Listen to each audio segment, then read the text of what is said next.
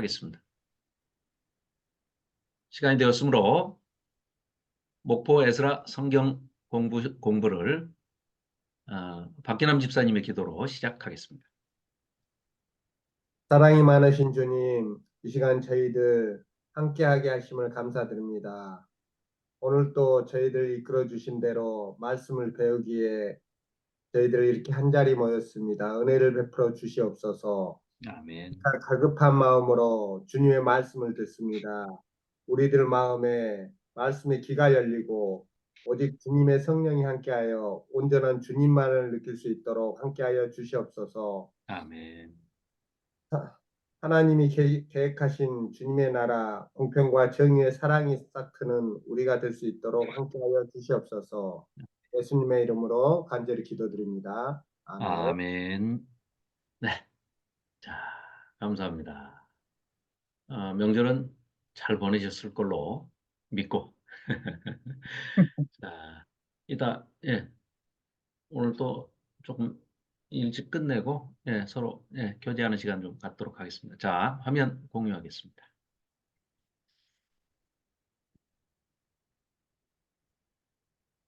네, 화면 잘 보이시나요? 네, 잘 보입니다. 네, 네. 자, 우선,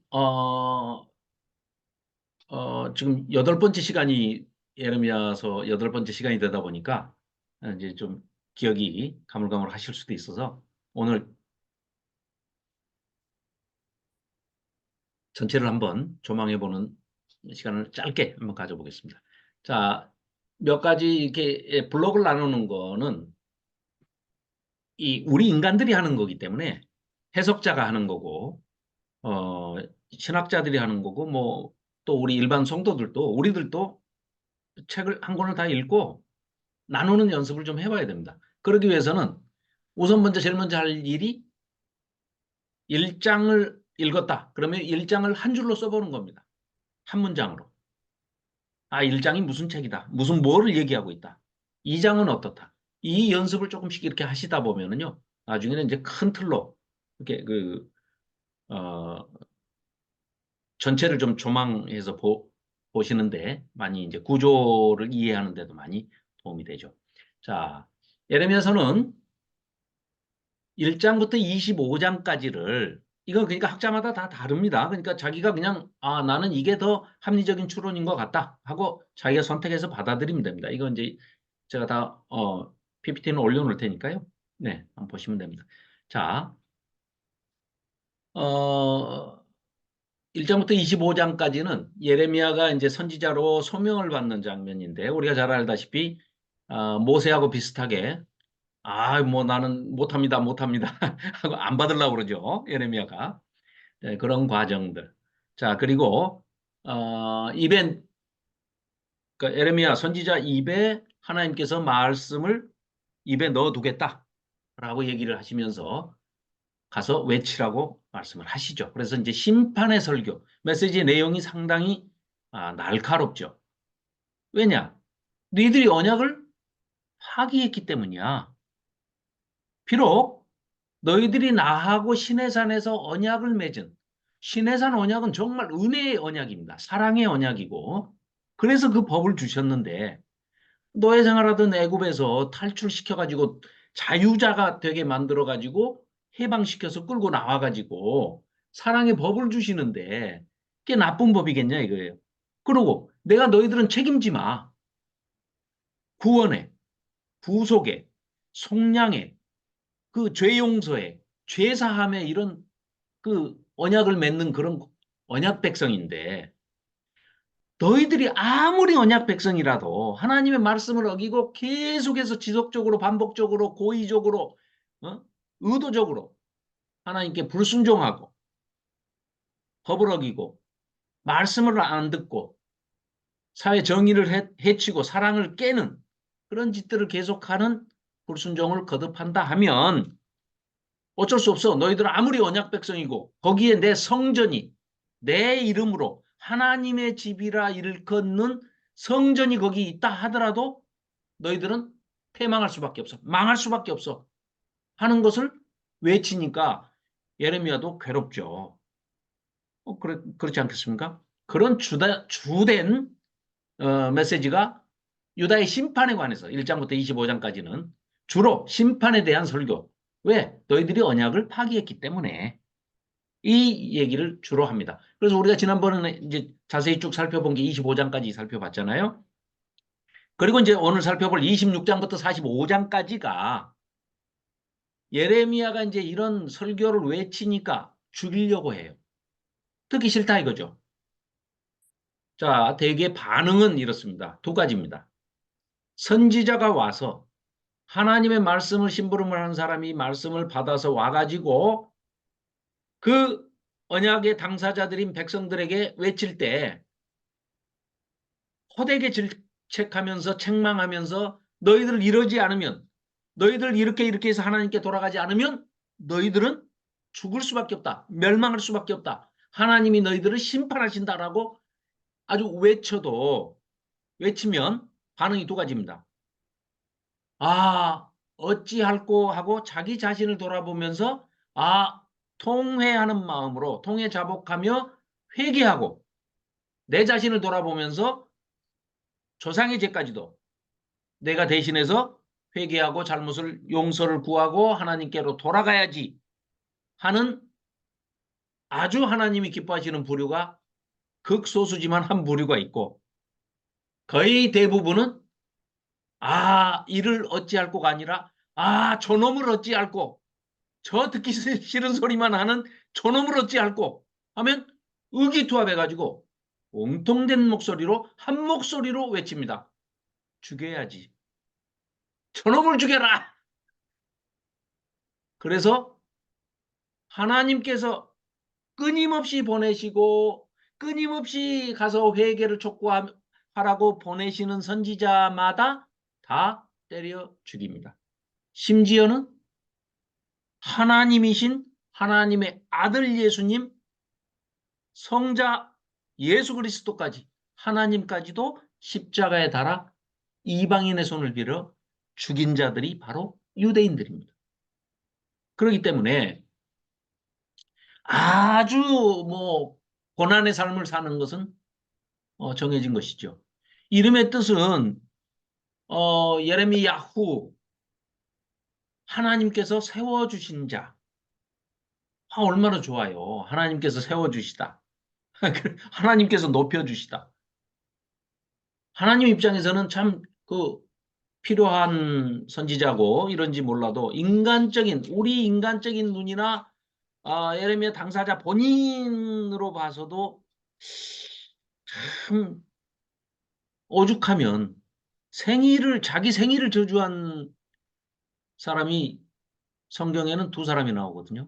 욥과 예레미야입니다. 하나님을 원망할 수는 없고 그러니까 자기 생일을 저주합니다. 어머니가 배불러 있을 때 차라리 사산해버리시지 그러셨어요. 이런 내용이에요. 내가 태어나지 말고 그냥 죽었으면 좋았을 걸 하고 자기 생일을 저주해요. 자기 태어난 걸 저주합니다. 이럴 정도로 죽을 만큼 고생을 하죠. 그러면 우리가 이제 신약에서도 잘 아시다시피 바울 사도 하면 바울이 그 훗날 고난의 이력서를 이제 이렇게 얘기하죠. 그러면서 죽기 전에 그런 얘기를 하죠. 내가 고난받는 걸로 따지자면 내가 1등이다 1등.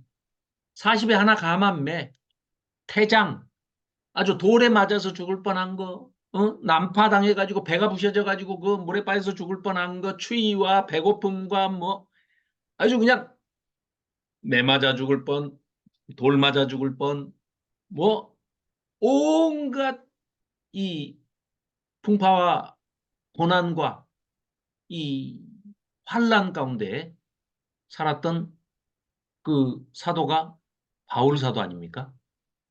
그럼 그 바울의 그 고난의 이력서를 이렇게 읽으면 예레미야가 그냥 오버랩 됩니다. 야, 어쩜 저렇게 예레미야 선지자가 웃을 일이 아닌데 죄송합니다.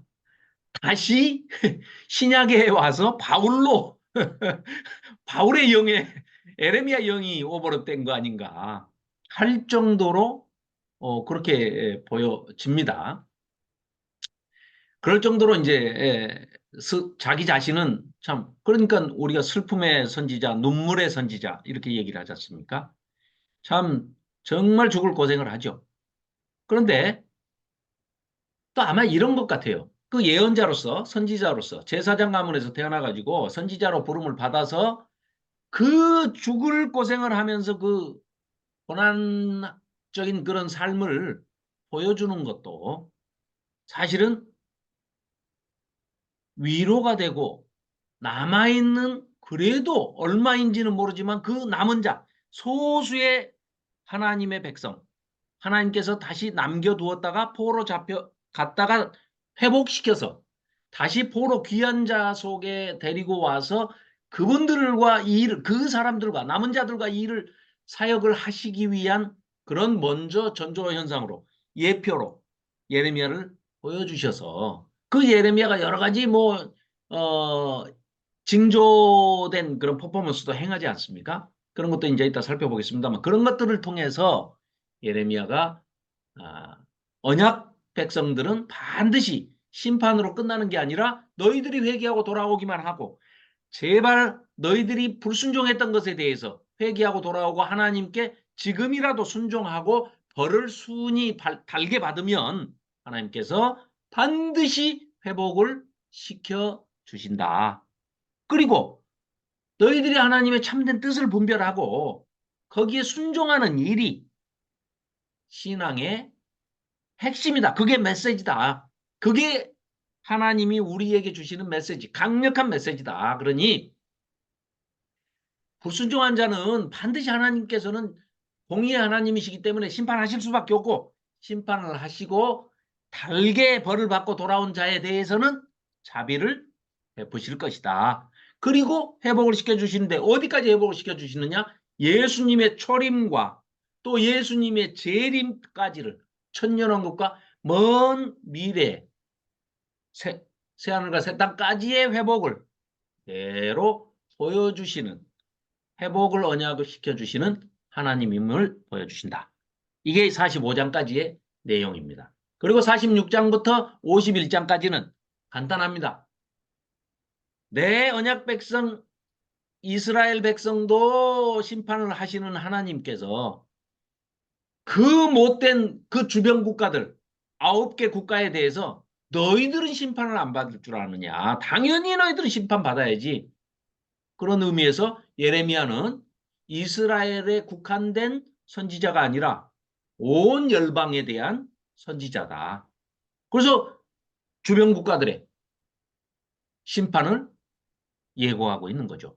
그래서 열방의 심판에 대해서 선포하고 있는 책이 장이 46장에서 51장입니다. 그리고 이제 52장은 부록이다. 그래서 멸망과 포로 하나님의 예언이 성취되는 이 내용인데 전체 그러면 핵심 메시지는 뭐냐? 신학적인 주제 큰 타이틀은 뭐냐? 놀랍게도 31장에 우리가 너무나 잘 아는 내용이죠.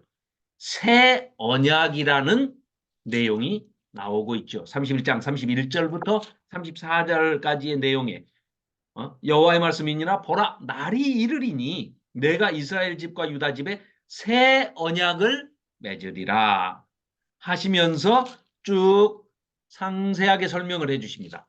32절, 33절, 34절까지 새 언약을 제정하시겠다는 거예요. 새 언약을 해주시겠다는 겁니다. 그러면 옛 언약은 뭐라고요? 시내산 언약.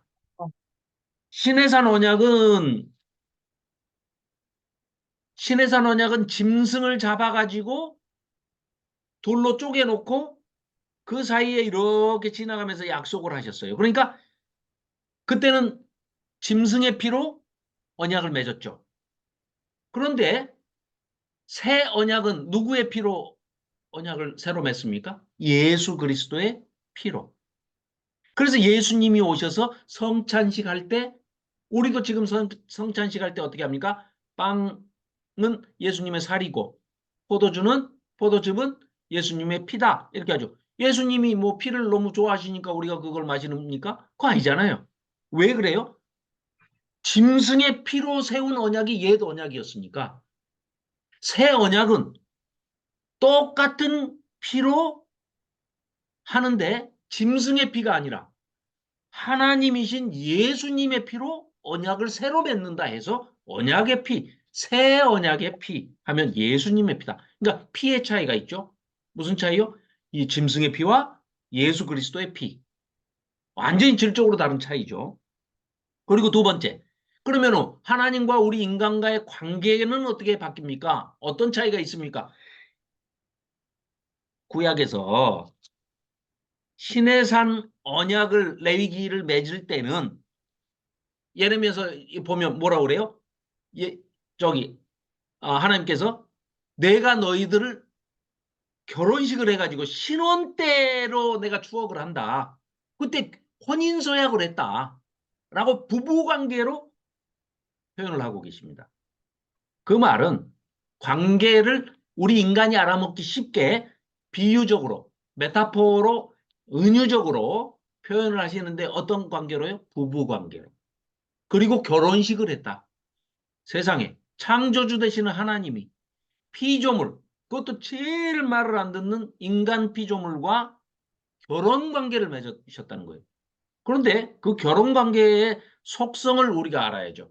결혼이라는 것은 독립된 남성성과 독립된 여성성이, 그러니까 남성과 여성이 부모를 떠나 독립적으로 한 새로운 가정을 꾸리게 되는데 가정이라는 제도도 누가 창조하셨죠?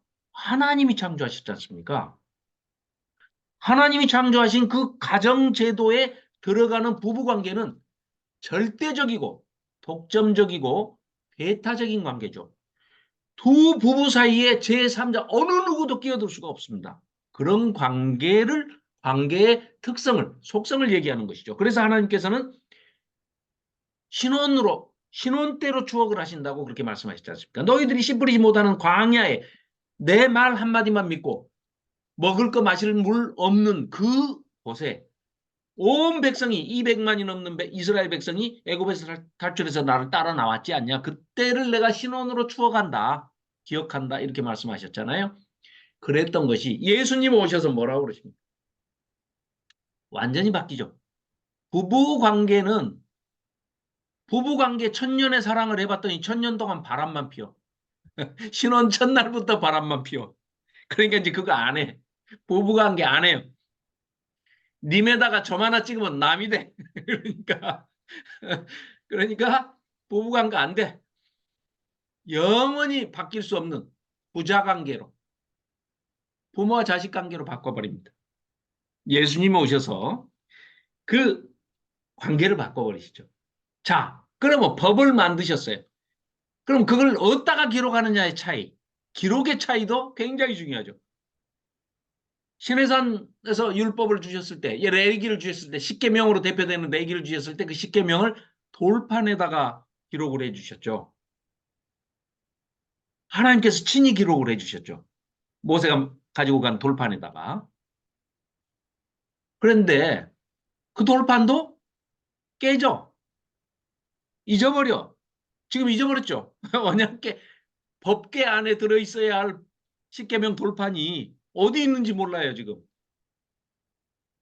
그거 써주신 지가 3,500년이 지났는데 없어졌어요. 언제 없어졌는지도 몰라요. 그러니까 그렇게 이제 안 하신다는 거예요. 예수님 오셔서 어떻게 이제 어디다 어떻게 새겨 주신다 그래요? 마음판에다가 새겨 주신다. 마음이 어디예요? 어디 있나요? 여기 있나요? 마음이? 여기 있나요? 마음이? 마음이 어디 있어요? 마음이 어디 있을까?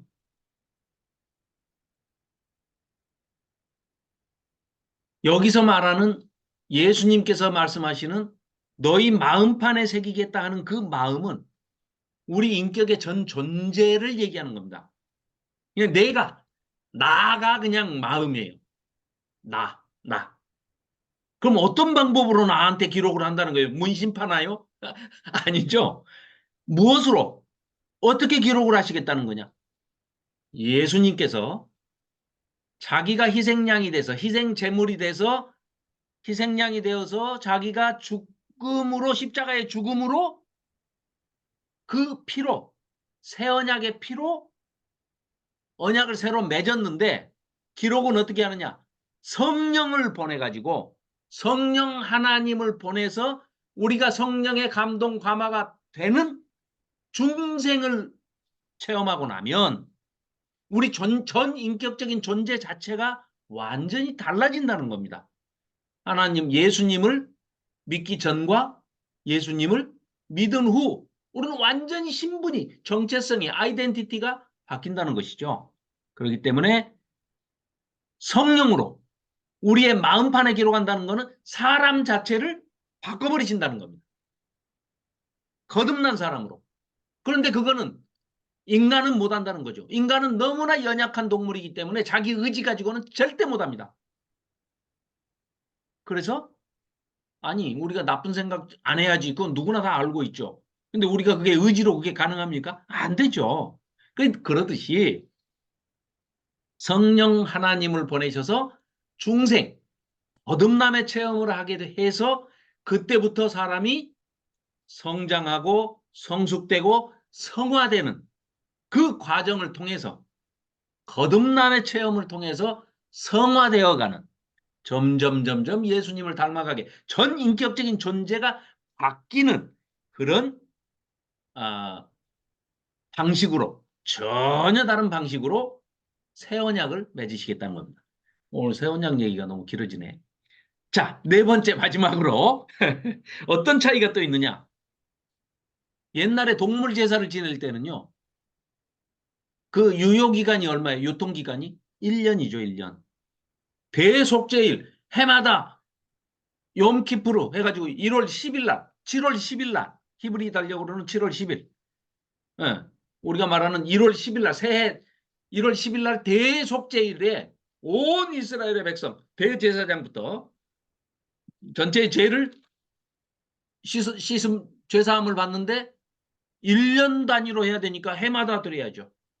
해마다 1월 10일이 되면 대속죄일에 욤키프르에 그러니까 1년 단위의 집행유예입니다.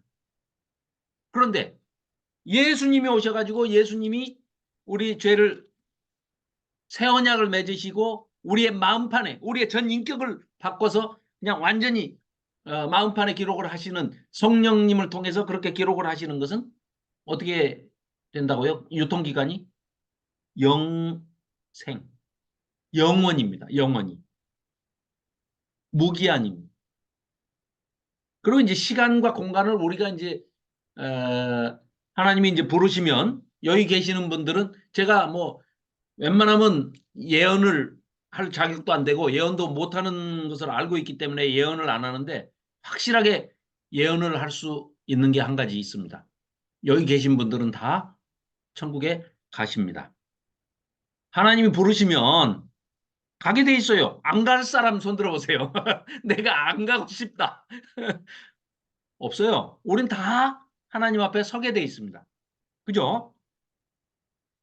그러면 하나님을 딱 만나는 순간부터는 시간과 공간을 초월하는 존재가 됩니다. 우리가 지금 그걸 감이 잘 안 오니까 그게 어떤 상황일까? 이게 항상 우리는 3차원의 그 제약을 받는 존재이기 때문에 요한계시록에 이렇게 그려진 걸 아무리 그림으로 이렇게 보고 뭐 인간들이 막 표현을 한다고 많이 해도 실감이 잘 안 나죠.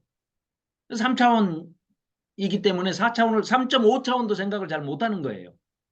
그런데 시간과 공간을 초월하면 우리가 성경이 우리에게 주고 있는 특별 계시의 정보 또 자연 계시에서 우리가 일반 계시에서 볼 수 있는 그런 정보들을 종합해서 본다 하면 천국에 가서 시간과 공간을 초월한 그 상태에서 결핍이 없고 마음의 어떤 부족함이 전혀 없는 창조의 첫 번째 에덴 성전을 만드셨을 때, 에덴 동산을 만드셨을 때 거기에 놓아져 있었던 아담과 하와의 상태로 우리가 돌아가는 거죠. 그러면 그런데 놀랍게도 예수님 오셔서 잠깐 보여주셨는데 그 베드로, 요한, 야고보가 따라갔는데 그거 봤죠? 변화하신 모습.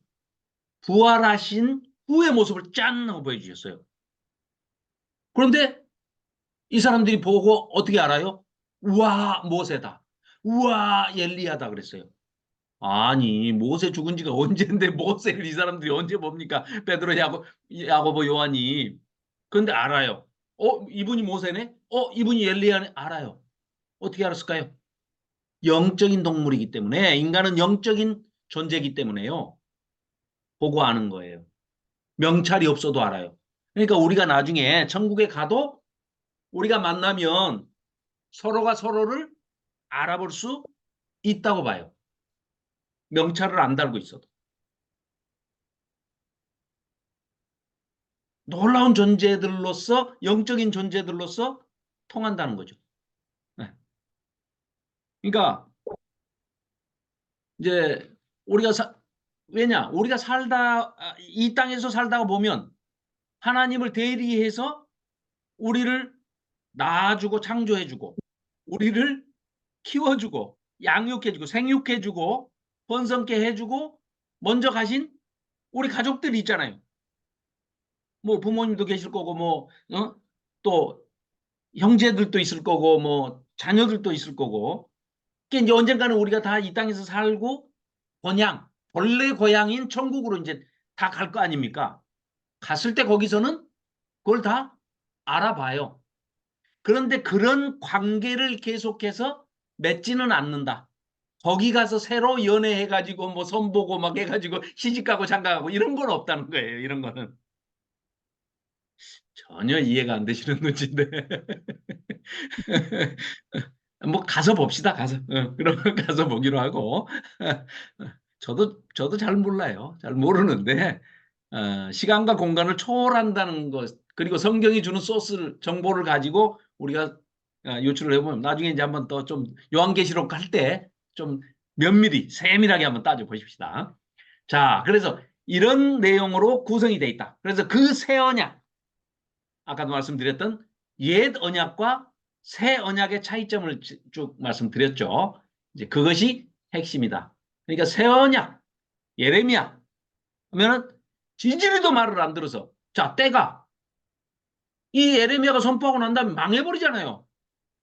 예루살렘 성전이 그냥 없어져 버리지 않습니까? 그리고 포로로 잡혀가요. 그 70년 만에 너희들이 돌아올 것이다. 이랬단 말이죠.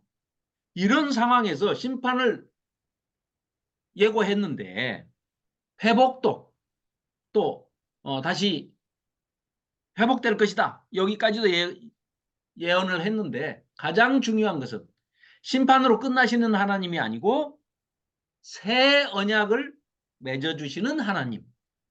누구를 통해서요? 예수 그리스도를 통해서. 어떤 방법으로요? 지금까지 여러분들에게 말씀드린 그런 방법으로 예수님께서 오셔서 그런 방식으로 우리를 구원을 이루신다. 그러니까 우리는 지금 그 과정에 있는 거죠. 그러면은 예수님이 초림이 종말의 시작입니다. 예수님이 2000년 전에 이 땅에 오셨을 때 종말이 시작이 된 거예요. 그때는 심판하러 오신 게 아니고 구원하러 오셨습니다. 그래서 그때부터 이제 재림, 세컨 카밍, 두 번째 오시면 종말이 끝나는 거죠. 종말이 완전히 끝이 나고 새로운 예루살렘, 새로운 우리의 고향, 천국, 저 천국, 하나님 나라의 도성이 새 예루살렘 성이거든요. 이름이 그래요, 이름이. 우리가 거기 가서 새로 시작이 되는 이제 새로운 나라가, 하나님 나라가 이루어지는 거죠. 새로 시작이 되는 거예요. 그래서 끝이 없기 때문에 영생이라고 그러는 거예요. 그러니까, 자, 이 예레미야의 전체적인 메시지는 좀 이렇게 다시 한번 보시니까 조금 이해가 좀 되시죠? 그, 되신다고 표정을 지어 주셔야 되는데. 자, 아시겠죠? 이거를 또 이렇게 좀 더 이제 제가 지금 처음에 소개해드린 것과 거의 흡사한 내용이에요. 자, 1장부터 24장까지는 예루살렘과 유다에 대해서 심판의 메시지다. 25장부터 45장까지는 그 말을 전하는 예레미야 선지자에 대해서 얼마나 핍박을 하는지 환난과 고통을 받고 고난을 받은 그런 이야기. 그러니까 이거는 전체적으로 언제 예루살렘이 멸망하기 이전 상황이, 그리고 남유다 백성들 위해 이미 북이스라엘은 722년에 한 150년 전에 망해버렸으니까요. 그리고 46장부터 51장은 옆에서 낄낄대고 있는 이 9개 국가들, 이방인들, 주변 국가들, 너희들도 다 망해 하고 멸망을 선포한다는 겁니다. 그리고 52장은 완전히 예루살렘이 멸망한다. 멸망 이후에 그 장면인데 대상은 누구냐? 바벨론이다. 이거 조금 더 간추려서 정리가 이렇게 되나요? 이렇게 이제 뭐 전체 그림을 보시면 됩니다. 자, 한 번 더. 자, 이렇게 정리를 해놓은 사람도 있어요. 자, 1장은 서론이다. 예레미야의 소명 장면이다. 선지자로서, 예언자로서 하나님께 서명받은 장면. 2장부터 20장까지가 유다의 현재 상태가 망하지 않으면 안 될 때까지 돼 있다. 그래서 예레미야의 탄식이 5번이나 나옵니다. 예레미야가 탄식하면요, 하나님이 위로해 주시고 하나님도 함께 탄식하시면서 우십니다. 예레미야의 탄식이 5번이나 나와요. 자, 21장부터 29장까지는 이 타락상이 저 위에 지도자들부터, 왕부터, 선지자들이란 선지자들은 예레미야를 빼놓고는 다 거짓 선지자들이에요. 거짓 선지자들이 끊임없이 예레미야를 괴롭히고 죽이려고 합니다. 30장에서 33장까지는 그런 과정에 있는 예레미야에게 위로의 책, 위로가 되는. 자, 그러니까 구약 전체 39권에서 이 39권을 두 덩어리로 딱 나눈다. 두 파트로 나눈다. 그러면 가운데 있는 것이 어떤 거냐? 어떤 사건이냐? 예루살렘 멸망한 사건입니다. BC 586년에 남유다 멸망하면서 예루살렘 성전이 완전히 불타버린 사건이 가운데 딱 있고, 그 앞이 한 토막, 파트 1, 그 뒤가 파트 2입니다. 그러니까 창세기부터 여기 예레미야까지가 파트 1입니다. 예레미야 애가 멸망한 것을 보고 슬퍼하면서 지은 게 예레미야 애가죠. 이 이후 파트가 나머지 말라기까지가 파트 2입니다.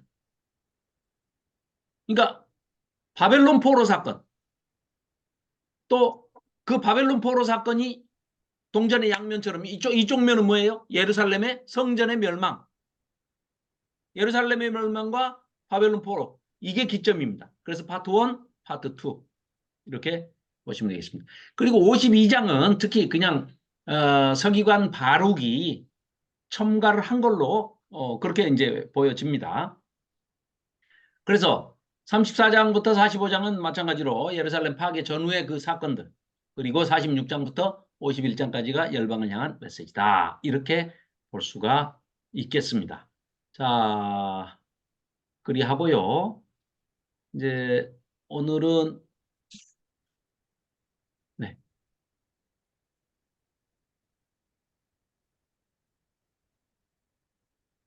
네. 자, 잠깐만요. 죄송합니다. 이제 본문 좀 살펴보도록 하겠습니다.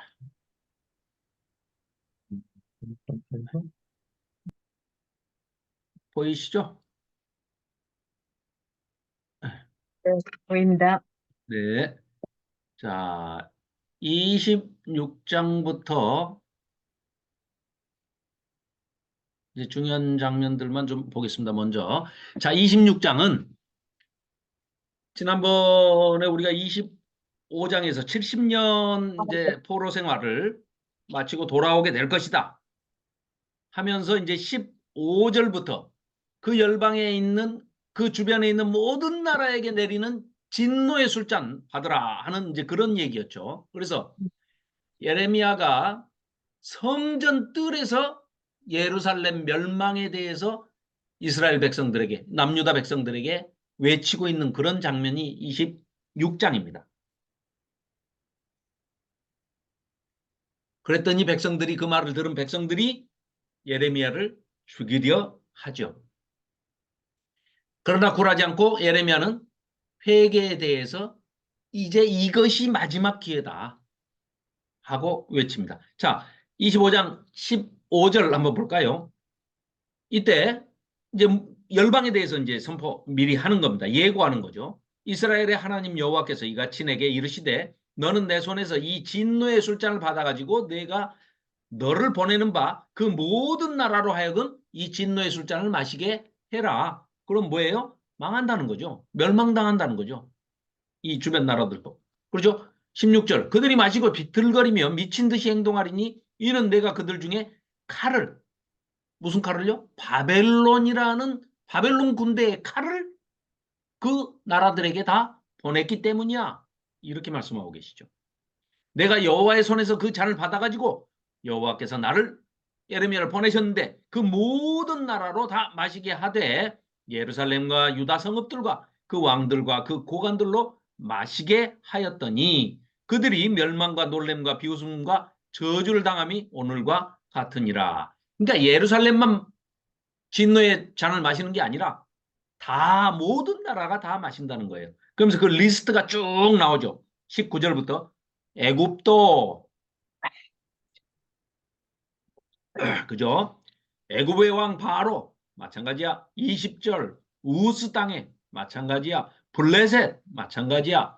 아스글롯 이하동문 가사 가자 에그론 아스돗 에돔 모압 암몬 두로 시돈 드단 데마 부스 아라비아 시므리 엘람 메데, 나중에 이 페르시아까지 나중에 이 메데 페르시아가 연합을 해서 이제 페르시아 제국이 되죠. 그 바벨론 제국이 멸망한 다음 멸망시키고 바벨론 제국을 멸망시키는 게 결국은 바사라고 돼 있는 페르시아 제국이 메데하고 연합해가지고 메데 페르시아가 결국은 바벨론을 무찌르고 페르시아 제국이 되는 거죠. 네. 그리고 이제 그 페르시아 제국이 그 알렉산더에 의해서 예, 알렉산더에 의해서 헬라 제국 그리고 그 다음에 로마 제국까지 이어지게 되죠. 그래서 아수르 제국부터 아수르, 바벨론, 페르시아, 헬라, 로마 이렇게 제국이 5대 제국이 이어지게 됩니다. 네. 그래서 이 주변에 있는 모든 나라들을 다 바벨론이라는 칼을 들어가지고 하나님께서 전부 징벌하시겠다는 겁니다. 그런 얘기죠. 자, 29절입니다. 보라, 내가 내 이름으로 일컬음을 받는 성, 하나님 이름으로 일컬음을 받은 성이면 예루살렘이죠. 거기서부터 재앙을 내리기를 시작하였은즉 예루살렘부터 치신다는 거예요. 너희가 어찌 능히 형벌을 면할 수 있느냐? 면하지 못하리니 이는 내가 칼을 불러 바벨론을 부르셨다는 거죠. 그래서 세상의 모든 주민을 칠 것임이라 하셨다 하라. 만군의 여호와의 말씀이니라.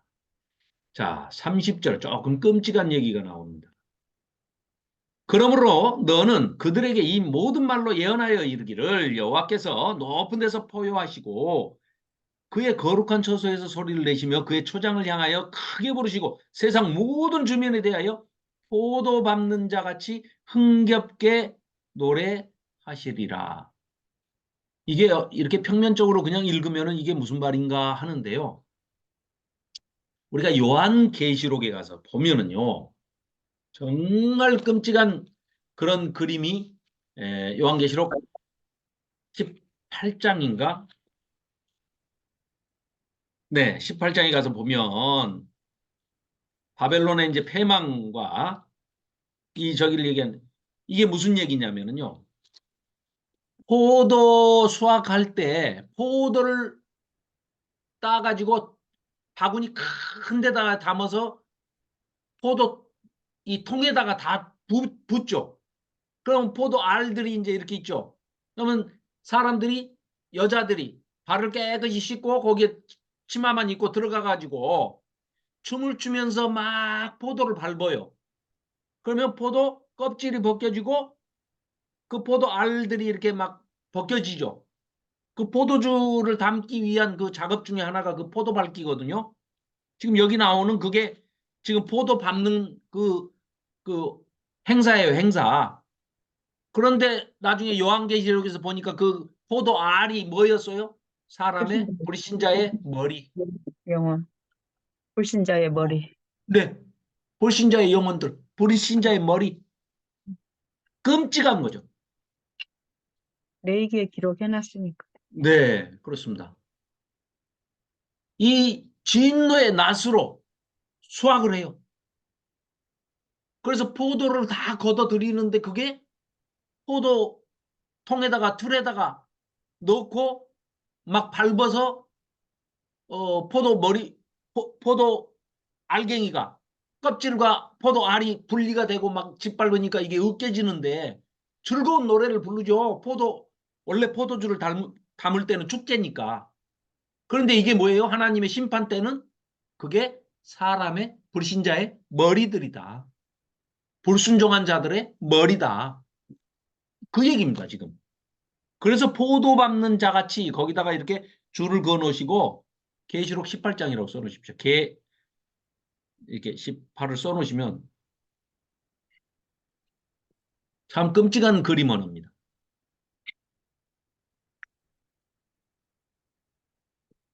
그래서 31절에도 악인을 칼에 내어 주셨습니다. 그러시죠? 또 32절 만군의 여호와께서 이와 같이 말씀하시니라 보라 재앙이 나서 나라에서 나라에 미칠 것이며 큰 바람이 땅 끝에서 일어날 것이라. 계속해서 38절입니다. 그가 젊은 사자같이 그 굴에서 나오셨으니 그 호통치시는 분의 분노와 그의 극렬한 진노로 말미암아 그들의 땅이 폐허가 되리로다 하시니라. 하나님의 진노에 그 분노하시는 감정이 그대로 드러나는 그런 경고의 메시지입니다. 자, 26장 여호와의 성전 뜰에서 예루살렘 백성들에게 예루살렘 성전 뜰에서 예레미야가 지금 선포하고 있습니다. 2절입니다. 여호와께서 이와 같이 말씀하시니라. 너는 여호와의 성전 뜰에 서서 유다 모든 성읍에서 여호와의 성전에 와서 예배하는 자에게 내가 너에게 명령하여 이르게 한 모든 말을 전하되 한마디도 감하지 말아라. 말씀을 심부름하는 사람은 아 하면 가서 아만 해야지 아라고 하셨지만서도 우리는 어라고 생각을 할 수도 있거니와 하고 뭐 이상한 헛소리 하면 안 된다는 거예요. 한마디도 가감하지 마라. 더하거나 빼도 안 되고 왜곡해서 비틀어도 안 됩니다. 있는 그대로 전해라 하시면서 이렇게 얘기하십니다. 그러니까 굉장히 중요한 말씀이기 때문에 비틀지 말아라 라고 하셨겠죠. 어떻게 해요? 그들이 듣고 혹시 동그라미 해놓으십시오. 혹시 우리 하나님 혹시 끝까지 미련을 못 버리시는 거죠. 그들이 듣고 혹시 각각 그 악한 길에서 돌아오리라. 그리하면 내가 그들의 악행으로 말미암아 그들에게 재앙을 내리려 하던 뜻을 돌이킬게. 예레미야가 목숨대 걸고 외쳐가지고 한 명이라도 혹시 돌아오면 나 용서하려고 그래. 이거 하나님을 오해하면 이렇게 다 자기 백성을 왜 죽이신다고 그러지? 할 수도 있지만 하나님 지금 하시는 말씀 좀 이게 이상하지 않아요? 하나님 맞습니까? 당연히 진노하시고 당연히 멸망을 시켜야 할 이 이스라엘 백성들한테 그들이 듣고 혹시 한 사람이라도 그 악한 길에서 돌아오면 뜻을 돌이켜갖고 돌아오면 나도 뜻을 돌이켜서 재앙을 안 내리려고 그래. 이런 표현이십니다. 지금. 네, 참 대단하신 하나님이시죠. 4절 너는 그들에게 이와 같이 꼭 말을 해라. 여호와의 말씀에 너희가 나를 순종하지 아니하며 내가 너희 앞에 둔 내 율법을 행하지 아니하며 내가 너희에게 나의 종 선지자들을 꾸준히 보내 그들의 말을 순종하라고 하였으나 너희는 끝까지 순종하지 아니하고 꾸준히 쉬지 않고 보낸 선지자들을 다 때려 죽였어. 내가 이 성전을 실로같이 되게 하고 이 성을 세계 모든 민족의 저주거리가 되게 하리라 하셨느니라. 얼마나 화가 나셨으면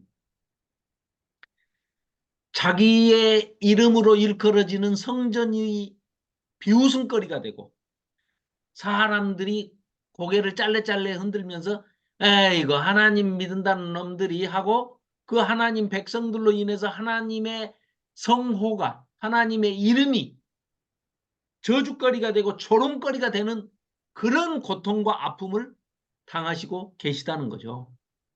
그 말씀을 하고 계시는 겁니다. 지금. 예레미야가 여호와의 성전에서 이 말을 하며 제사장들과 백성, 선지자들과 모든 백성이 듣더라. 들으면 우리가 회개하자. 이게 아니라요. 8절 예레미야가 여호와께서 명령하신 말씀을 모든 백성에게 전하기를 마침에 제사장들과 선지자들과 모든 백성이 그 말을 들은 이자들이 하는 거 보십시오. 예레미야를 붙잡고 이르되 네가 반드시 죽어야 하리라. 죽여버리겠다는 거예요. 하나님의 말씀을 전하니까 죽여버리겠다는 겁니다. 그러면 거짓 선지자들이 전하는 말은 뭐겠어요? 내가 하나님께 기도했더니 하나님이 꿈에 나한테 계시로 보여주셨어. 평안하다, 평안하다, 평안하다. 아이고 내 백성이 내 이름을 둔 그 이스라엘 예루살렘 성전이 있는 그 땅에 있는 거민들을 내가 보호하지 않으면 누구를 보호하겠냐? 평안하다, 평안하다. 절대 안 들어온다. 옛날처럼 아수르 군대 18만 5천 명 하룻밤에 죽여버리듯이 하나님이 또 그렇게 해서 우리를 지켜주실 거야. 평안하다, 평안하다. 예레미야 빼놓고 모든 선지자들이 다 그렇게 외치고 있습니다. 백성들이 어떻게 해요? 그 말을 하나님의 말씀을 듣고 싶어 하는 게 아니라 거짓 선지자의 거짓 위로가 듣고 싶은 거예요. 그러니까 요즘도 그런다면서요. 너무 날카로운 아주 추궁하고 질책하는 책망하는 그런 설교를 하는 목사님은 그 인기가 없다면서요. 잘 된다 복 준다 하고 자꾸 이렇게 해야 위로가 되는 말을 해야지 왜 목사님이 돼가지고 맨날 부담 주는 얘기만 하느냐. 이 설교 나 안 들을란다. 응? 하고 이런다면서요. 뭐 우리하고는 관계없는 얘기지만 뭐 그런 사람들이 있대요. 똑같은 겁니다. 이때나 2500년 전도 이랬어요. 2500년 후인 지금도 그래요. 똑같습니다. 인간이 별로 변하지 않는다는 거죠. 자, 반드시 죽어야 하리라 하고 죽여버리겠다고 하는 겁니다. 끔찍하죠. 자, 12절입니다. 에레미야가 모든 고관과 백성에게 말하여 이르되 여호와께서 나를 보내사 너희가 들은 바 모든 말로 이 성전과 이 성을 향하여 예언하게 하셨느니라. 회개할 수 있는 마지막 기회가 있으니까 제발 좀 회개해라. 그런즉 너희는 너희 길과 행위를 고치고 너희 하나님 여호와의 목소리를 청종하라. 청종하다. 듣고 순종하라. 그리하면 청종하면 순종하면 회개하면 여호와께서 너희에게 선언하신 그 내리겠다고 하신 그 재앙에 대해서 뜻을 돌이키신대. 그러니까 제발 좀 순종해라. 들어라. 회개해라. 안 듣습니다. 15절입니다. 너희는 분명히 알아라. 너희가 나를 죽이면 반드시 무죄한 피를 너희 몸과 이 성과 이 성 주민에게 돌리는 것이니라. 이는 여호와께서 진실로 나를 보내사 이 모든 말을 너희 귀에 말하게 하셨습니다. 아주 최후 진술처럼 지금 죽음을 앞두고 말하는 것처럼 예레미야가 지금 얘기를 하는데 왜 이런 얘기를 하겠습니까? 모든 거짓 선지자들이 모든 선지자란 선지자들이 다 똑같이 뭐라 그래요? 하나님이 나에게 이렇게 말씀하셨어 하고 하나님 이름을 들먹거리면서 지금 예언하고 있다니까요. 절대 바벨론이 안 쳐들어와. 우리에게는 절대 화가 없어. 아, 우리 같이 하나님 잘 믿고 제사 잘 드리는 우리 성전도 여기 가지고 있고 법궤도 여기 있고 전혀 걱정 없어. 예루살렘 성전이 여기 있는데 하는 얘기를 예레미야하고 바룩 빼놓고는 다 믿고 있는 거예요. 그러니까 예레미야가 아니야 나를 보내셨어. 하나님이 나 보내셨다니까. 그러니까 거짓이 난무하면은요. 요즘 그 인터넷 세상에 들어가면은 그 유튜브 세상에 들어가면은 꼭 그러더라고요. 2%의 진실 내지는 3%의 진실. 그럼 97% 내지 98%의 거짓이 가짜 뉴스가 난무하는 겁니다. 그게 꼭 세상 문제가 아니라 학문에서도 그렇더라고요. 종교 말고 학문의 세계에서도 사이비들이 가짜들이 자기들이 진짜라고 하면서 얘기를 해요. 의도와 목적을 가지고 다 혼탁하게 만들어버려요. 굉장히 어렵습니다. 그러니 영적인 문제, 종교적인 문제는 더 어렵죠. 뭐가 진짜인지, 뭐가 가짜인지 분별하기가 너무 힘든 세상이 돼버렸습니다. 그런데 뭐 흔히 예화로 많이 들어보셨죠?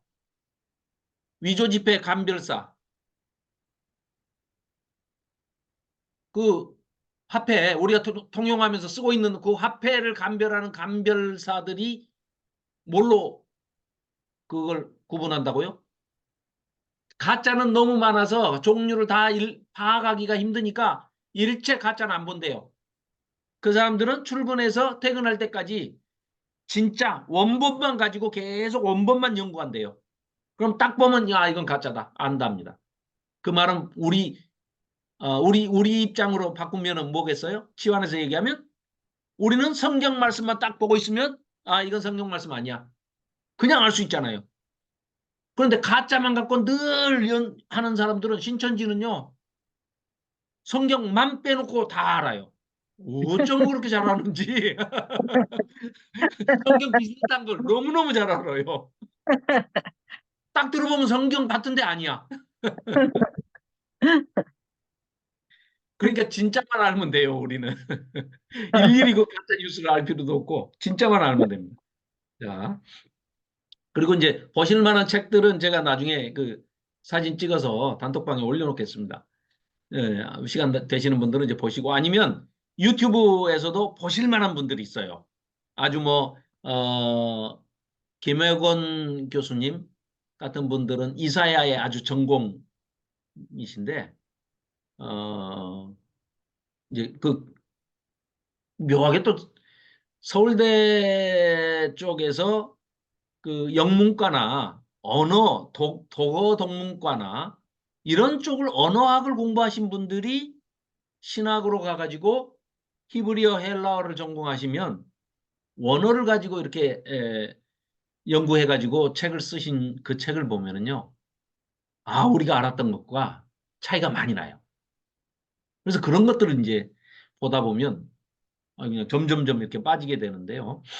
그분들의 책을 이제 보시기에 좀 부담스럽거나 시간이 없거나 그러신 분들은 그분들 강의가 그렇게 많이는 없어요. 저기 유튜브에. 그런데 이제 또 엊그제도 김명주 목사님이 보내주셔가지고 카톡으로 이제 그 링크 걸어서 이렇게 몇 분들만 이렇게 그 보시는 게 있거든요. 그래서 동영상으로 이제 이렇게 연결해줘가지고 제가 이제 그런 것들을 모으는 게 제 또 전공입니다. 그래서 그런 것들은 제가 이제 보내드릴게요. 메일 주소 알려주시면 제가 그런 거 메일로 이제 보내드리면 또 그분도 이제 서울대 영문과 출신인데 김창대 교수라고 안양대 신학과 교수님인데 그분은 또 에레미야 전문가입니다. 그리고 또 종신대 이희성 교수 같은 분은 이사야서 뭐 예레미야 뭐 에스겔서 이런 아주 전문화하시는 그런 그 유튜브 강좌들이 있어요. 1시간짜리 뭐 40분짜리 이런 것들은 보실만 해요. 그러니까 그런 거는 한 3편, 4편이 이렇게 돼 있거든요. 그러니까 그런 것들은 제가 언제든지 예, 보실 수 있도록 보내드리겠습니다. 단톡방에도 올리고요. 자, 그렇게 하고 이제 7장. 27장은 퍼포먼스가 이제 있죠. 에레미야가 이제 목에 멍에를 메고 지도자들이 다 있는 데 가서 멍에를 메고 짠 나타나요. 얼마나 또 이게 볼상사나웠겠어요. 자, 27장 1절입니다. 유다의 왕 요시야의 아들 여호야김 거기 가입표 하시고 시드기야. 네, 시드기야로 바꿔주십시오. 이게 필사자가 옮겨 적으면서 실수를 한 겁니다.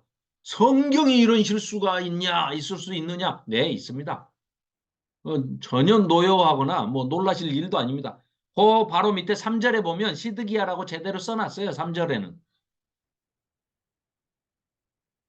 3절에는 제대로 써놓으셨는데, 써놨는데, 묘하게, 1절은 여호야김이라고 써놨어요.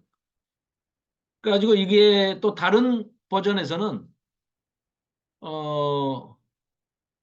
그 일본어 성경이나 LSB나 뭐 이런 그 다른 버전에서는 맞게 번역이 돼 있어요. 시드기야로. 옮겨 적으면서 좀 실수한 것 같아요. 자, 시드기야로 바꿔놓으십시오.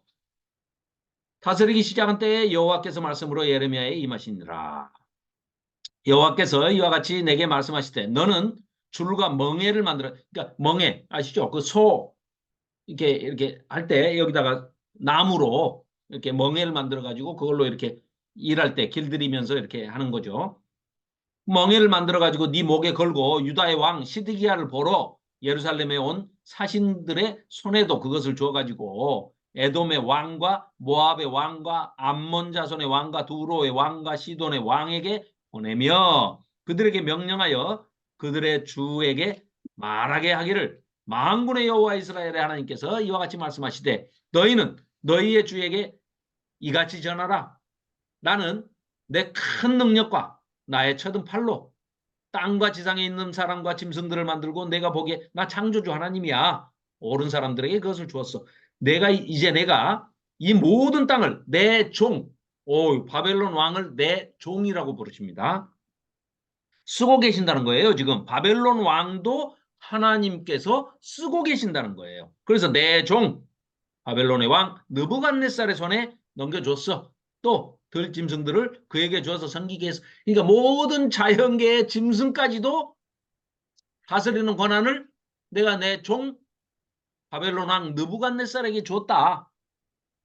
그러니까 봐라 하면서 8절입니다. 여호와의 말씀이니라 바벨론의 왕 느부갓네살을 섬기지 아니하며 그 목으로 바벨론의 왕의 멍에를 매지 아니하는 백성과 나라는 내가 그들이 멸망하기까지 칼과 기근과 전염병으로 그 민족을 벌하리라.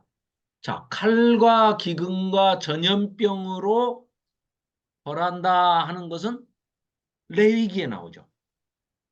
네. 물론 네. 신명기에도 나오죠. 레위기 네. 26장, 신명기 28장에 나옵니다. 네. 네. 어쨌을 때 칼과 기근과 전염병을 보낸다고 그러시죠? 하나님의 말씀을 순종하지 오늘 않으면, 예. 그러니까 뭐예요, 지금? 칼과 기근과 전염병으로 그 민족을 멸하는데, 아까 조금 전에 나왔죠. 이스라엘 남유다뿐만 아니라, 누구라고요? 에돔, 시돈, 모압, 암몬, 두로, 이런 왕들한테도 다 보내라는 거예요. 이런 얘기입니다, 지금. 자, 그러면서 9절, 너희 선지자나 복술가나 꿈꾸는 자나 마술사나 요술자가 이르기를 너희가 바벨론의 왕을 섬기게 되지 아니하리라. 이렇게 거짓말을 해도 너희는 제발 좀 듣지 마라. 거짓말. 그들은 너희에게 거짓을 예언하여. 근데 이거 보시면 다 선지자라고 그러지. 거짓 선지자가 말을 하면은 좀 목소리가 좀 이상하게 나온다든가 이러면 좋은데 알 수가 없어요. 근데 듣기는 굉장히 좋아요. 마치 얼마나 듣기가 좋으냐. 아담과 하와가 거주하던 하나님의 성전, 첫 번째 성전, 에덴 성전, 에덴 동산에서 여러분 잘 아시다시피 뱀이 나타났어요. 하와에게 말을 겁니다. 그런데 뭐라고 말을 거느냐? 이 동산에 있는 나무의 열매를 먹지 말라 하더냐? 라고 거꾸로 물어봐요. 하나님 뭐라고 그러셨어요? 다 먹어라. 하나만 빼고. 전부 다 네 맘대로 해. 하나만 빼고. 하나만 금지하셨잖아요. 뱀이 뭐라고 물어봐요? 다 못 먹게 하디? 좀 섞어졌어요. 비슷하죠. 이런 게 신천지 수법이에요. 그렇게 물어봐요. 자, 하나님은 물론 하와가 직접 듣지는 않았죠. 아담이 듣고 아담이 전해줬어요. 하와에게. 전도를 엉터리로 했는지 제대로 했는데 하와가 제멋대로 해석을 했는지 그건 모르겠어요. 성경은 말하고 있지 않으니까. 그런데 하나님은 분명히 이렇게 말씀하셨죠. 네가 선악을 알게 하는 나무의 실과를 먹는 즉 정령 죽으리라. 반드시 죽는다고 그랬어요. 네. 하와한테 물어보니까 뱀이 살짝 삐뚤어가지고 물어보니까 뱀이 뭐라고 아니 하와가 뭐라고 대답합니까? 죽는다 했던가 안 했던가 죽을까 하노라. 이렇게 이상하게 얘기를 해요. 자, 그랬더니 뱀이 뭐라고 그래요?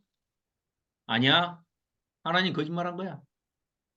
네가 그것을 먹으면 네 눈이 밝아져서 네가 하나님처럼 돼가지고 선악을 알게 되는 그런 존재가 될 것을 하나님이 두려워서 네한테 거짓말한 거야. 죽는다고 한 거야. 결코 죽지 아니하리라. 자, 봅시다. 누구 말이 듣기 좋아요? 하나님 말씀은 먹지 마. 먹으면 죽어. 그것도 기필코 죽어. 정령 죽어. 근데 뱀은 안 죽어. 먹어. 하나님처럼 될 거야. 눈이 밝아질 거야. 다 좋은 말이에요. 아이고, 누구 말 들으시겠습니까? 죄송합니다. 물을 걸 물어야지. 네. 우린 결과를 다 알고 있으니까. 네. 결과를 모르는 하와 입장에서는 아마 우리도 하와 입장이었으면 똑같이 먹었겠죠. 그런데 정말 비겁한 것은 아담입니다. 나는 아담이 전혀 등장을 않길래 어디 가고 없는 줄 알았어요. 근데 보니까 그 동산에 둘밖에 없는데 뭐 특별히 볼 일도 없고 약속도 없어요. 아담이. 하와 옆에 딱 붙어 서 있었어요. 그걸 다 지켜봤어요. 하나님한테 직접 들은 사람은 자기잖아요. 말렸어야죠. 안 말려요. 그리고 죽는다. 죽는 게 뭔지를 몰라요. 한 번도 본 적이 없어서. 그러니까 딱 보고 있어요. 하와를 보고 있어요. 먹고 죽나 안 죽나. 그래가지고 하와가 딱 먹고 먹은 즉시 윽 하고 죽었으면 아담은 안 먹었겠죠. 갈빗대 여러 개 있고 그러니까 또 새로 만들어 주세요. 그러면 되는데 딱 먹었는데 안 죽어. 그러니까 안 죽으니까 눈이 먹자마자 뱀 말대로 눈이 밝아졌어요. 그러니까 하와가 바로 옆에 있는 아담한테 당신도 먹어 하고 딱 건네줍니다. 그러니까 안 죽는 거 확인하고 그때 아담이 또 먹습니다. 어쨌든 남자는 좀 비겁한 면이 있어요. 예, 실험 예, 실험 대상으로 이제 자기 부인을 실험 대상으로 쓴 거예요. 중란. 보고, 예, 보고 안 죽으니까 이제 자기도 먹은 겁니다. 어, 우리가 성경이 말하고 있는 것만 가지고 유추하면 여기까지 유추할 수 있는 거예요. 그 외에는 과잉 해석이기 때문에. 근데 어쩌다가 지금 거기로 갔지? 죄송합니다. 뭐 하다가 듣기 좋은 말. 듣기 좋은 말. 듣기 좋은 말은 거짓 선지자들이 뱀처럼 더 많이 하는 거죠. 자, 그래서 15절입니다. 아니, 뭐죠? 네, 15절. 이는 여호와의 말씀이니라 내가 그들을 보내지 아니하였고 거짓 선지자는 하나님 보내지 않으셨다는 거죠. 그들이 내 이름으로 하나님 이름으로 거짓을 예언한다는 거예요. 전부 다 자기들이 뭐 하나님으로부터 직접 뭐 꿈에 계시를 받았네, 뭐를 했네 하고 말씀을 받았네, 내가 기도 중에 응답을 받았네, 별 얘기를 합니다. 그런데 그거는 성경은 계시록의 계시로 끝이 났습니다. 더 이상 계시는 하늘에서 내려오지 않습니다. 그러면 그 사람들이 만난 건 뭐예요? 만난 건 사실일 수 있어요. 그런데 그 뒤에 있는 영이 하나님의 영은 아니다. 그건 확실히 말해줄 수 있죠. 그럼 그 사람들은 뭘 만났다는 거예요? 귀신의 영을 만났다는 거죠. 계시가 없다니까요. 요즘 뭐 그래가지고 뭐 요즘도 아니죠. 뭐 한때 이제 유행하다 지나갔는데 신사도주의라는 게 또 한동안 온 세계를 휩쓸었습니다. 뭐 요즘도 그 미국 쪽에서 건너와가지고 활동하는 신사도주의자들이 좀 있어요. 서울에는 많이 판을 치고 있더라고요, 보니까. 자, 근데 그들도 똑같이 하나님의 이름으로 자기들이 성령의 응답을 받았다고 그러면서 하고 있어요. 그러면서 이상한 짓들을 해요. 뭐 장풍 쏘면 사람 쓰러지고 뭐 만지면 웃고 막 뒹굴고 뭐 이상한 짓들 합니다. 아무튼 성경에 없는 거는 가짜입니다. 자, 그래서 결국은 27장에서 예레미야가 목에 멍에를 메고 제발 좀 바벨론에 잡혀가라. 이렇게 멍에를 메라. 라고 예언을 하지만 거짓 예언자들은 듣지 않습니다.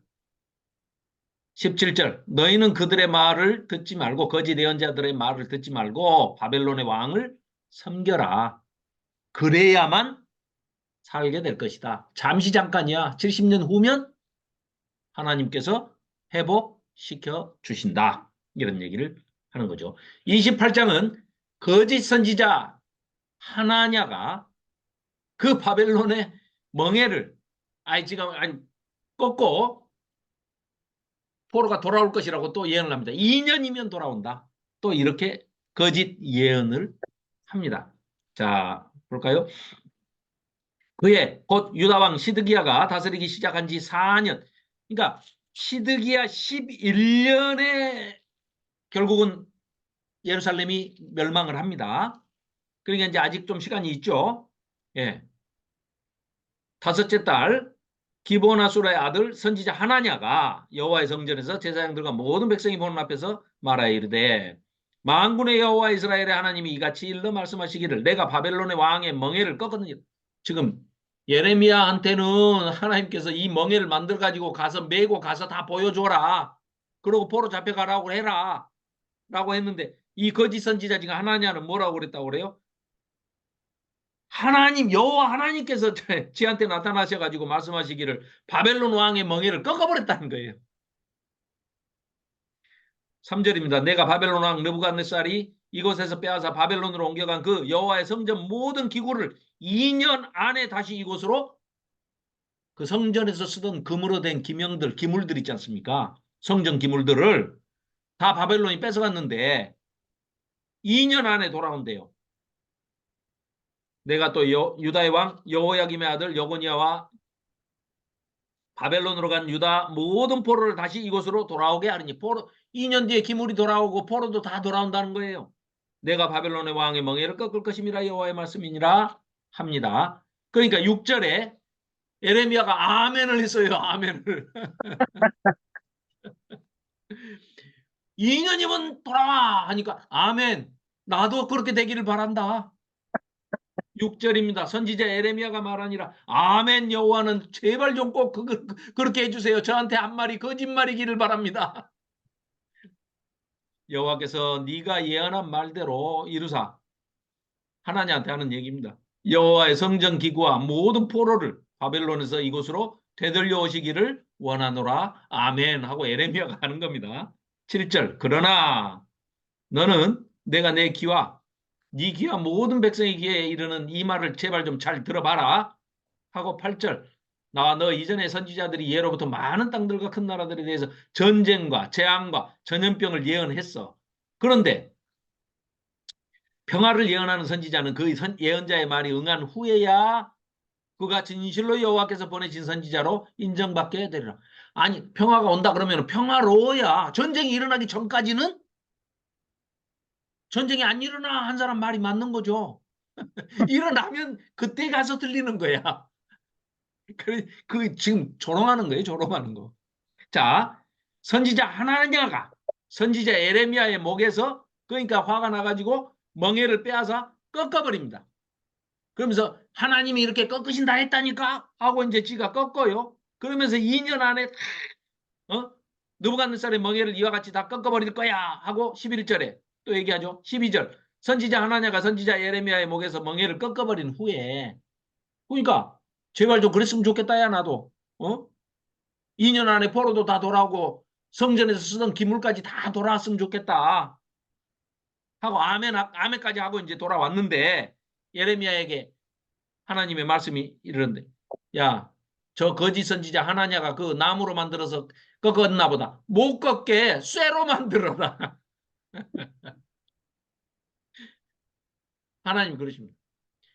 이거는 또 이런 거를 가지고 하나님이 전지전능하시니까 처음부터 그냥 쇠로 못 부러뜨리게 쇠로 만드시면 될 걸 왜 그러셨대요? 라고 질문하는 것은 굉장히 불순한 의도가 들어있습니다. 거기 하나님의 전지성을 의심하시는 그런 내용이 들어있는데 그거는 일부러 교훈적인 차원에서도 하나님께서 일부러 나무로 만든 것을 하나냐가 꺾음으로써 하나냐를 두목으로 해서 그 위시에 있는 수많은이 아니라 예레미야만 빼고 다 거짓 선지자니까 그들을 드러내기 위해서 일부러 나무 멍에를 만들게 하신 거예요. 맞아요. 이해가 되시죠? 네. 예, 그렇게 생각을 해야지. 뭐 전능하시는 하나님이 그 나무로 만들면 꺾어버리지 몰라서 그걸 처음부터 그러면 쇠로 만드시지. 이렇게 얘기하면 안 돼요. 음. 내가 쓸데없는 얘기하나?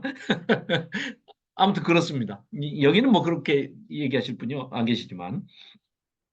자, 그래가지고 15절 선지자 에레미야가 선지자 하나냐에게 이르되 하나냐야 들어라.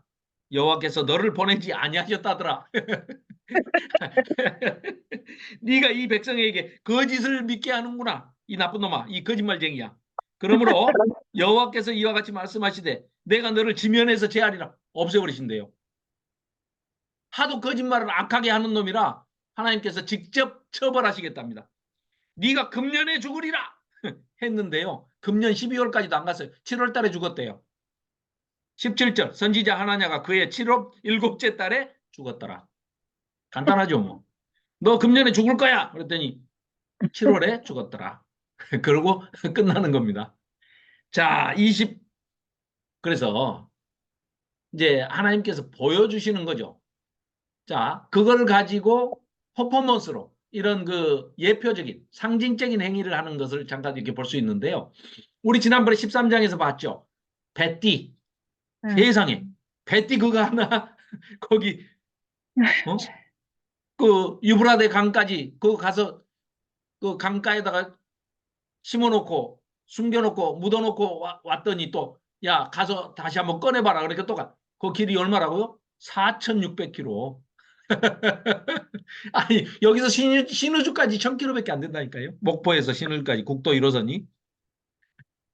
그런데 4,600km 거기까지 가서 배띠 하나. 그게 뭐예요? 옷에 달린 배띠가 허리띠가 내 몸에 속한 것처럼 내 옷에 속한 것처럼 유다도 내 백성인데 꼭 그 뱃띠 썩은 것처럼 그렇게 될 거야. 이제 그걸 보여주기 위해서 그러신 거고. 또 18장에 가서 우리 토기장이야 진흙 그 보셨죠? 아이 꽤 하나님께서 토기장이시면 큰 그릇도 만드시고 작은 그릇도 만드시고 그릇을 이쁘게 만드셨는데 일그러지면 깨버리고 새로 만드실 수도 있는 거고. 그건 절대적으로 하나님의 주권의 영역이다. 이걸 보여주시는 거고. 또 항아리를 깨시는 거는 유다를 하나님의 언약 백성이어도 철저하게 심판하실 것이다. 지금 방금 읽은 27장 멍에를 매는 건 뭐예요? 바벨론에게 멍에를 매서 그렇게 포로로 잡혀가게 해라. 그게 사는 길이다. 그럼 70년 뒤에 회복을 시켜주마. 괜히 하나냐가 2년이라고 까불다가 하나냐만 7월 달에 죽었잖아요. 자, 그리고 이제 우리 이따가 32장에서 보면 사촌인 하나멜의 그 밭을 사라고 그럽니다. 아니, 나라가 망하는데 기업물을 밭을 사가지고 서로 계약서를 작성해가지고 오래 보관할 수 있도록 그 항아리 도자기 안에다가 넣어가지고 봉해서 이렇게 보관하라는 거예요. 그건 뭐예요? 쉽게 얘기하면 하나님께서 반드시 회복시켜 준다는 것을 증거로 증명해 보이시는 거죠. 밭도 이렇게 사고 팔고 해서 유지해라. 반드시 너희들은 70년 뒤에 돌아온다. 하나님이 그렇게 하시겠다. 그걸 보여주는 겁니다. 그리고 이제 또 그 퍼포먼스 중에 이런 게 있죠. 이제 이집트로 이제 총독 그달랴를 그 이스마엘이라는 놈이 죽여버리고 나서는 이제 바벨론이 쳐들어올까봐 무서우니까 이집트로 친애국파들이거든요. 이집트로 도망가면서 에르미야를 끌고 도망가요. 나쁜 놈들이지. 그 길로 잡혀가가지고 에르미야는 이제 그 뒤에 어떤 얘기들이 그 자세히 기록이 안 돼 있는 걸 보면 애굽에서 죽었을 것이다, 순교했을 것이다. 우리 그렇게 많은 학자들이 보거든요. 그때 끌려가면서 예레미야가 이제 그렇게 예언을 합니다. 그 다바네스 원어는 드함네스인데 그걸 이제 발음하기가 뭐 그래서 다바네스라고 이제 번역이 돼 있는데 그 다바네스의 그 궁궐 입구에 돌을 큰 거 하나를 묶고 흙으로 덮고 그러고 가봐라. 바벨론 왕이 쳐들어와 가지고 그 자리에다가 의자를 놓고 딱 앉아서 너희들을 심판을 할 텐데 이 돌 묻은 자리에다 이렇게 할 것이다 하고 상징적인 예언을 합니다. 예레미야가. 그래서 너희들은 이집트도 애굽도 결국은 바벨론에 멸망당한다. 누가? 하나님이 하시는 것이다. 그래서 그런 열방의 어떤 선지자로서 주변 나라들의 그 멸망을 선포하는 것이죠. 그리고 이제 마지막에는 이제 심판의 그 두루마리를 써서 유브라데 강에 던져라. 바벨론도 멸망을 당합니다. 이제 이런 얘기들이 예조로 퍼포먼스로 보여지는 것이죠. 자, 오늘 이제 29장은 이제 70년이 차면 바벨론에 이제 포로 잡혀가 있는 그 포로들에게 편지를 씁니다. 자, 우리가 오늘 요거를 한번 먼저 좀 보고 싶어요.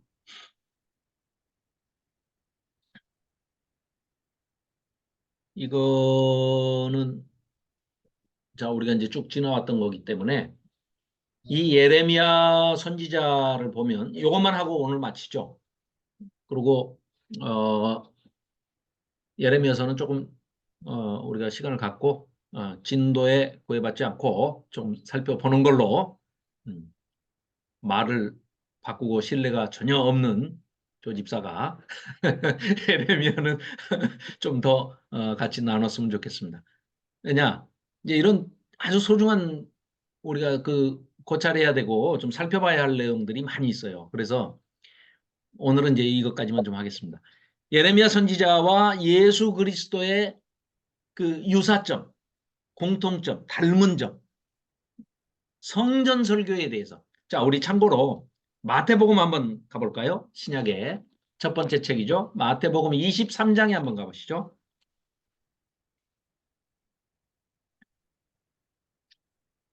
마태복음 23장 37절부터 39절까지 자, 송은영 집사님 마이크 켜시고 한번 읽어주시겠어요? 네.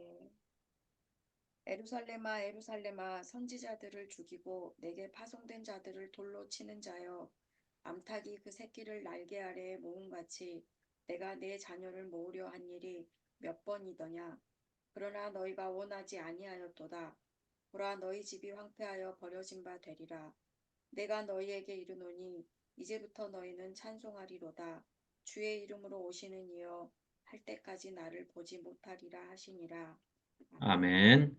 자, 이 마태복음 지금 방금 읽으신 이 본문하고 누가복음 13장의 이제 그 병행구로 예루살렘 성전을 하나 예수님께서 보시면서 탄식을 하시고 또 눈물을 흘리시기까지 하시거든요.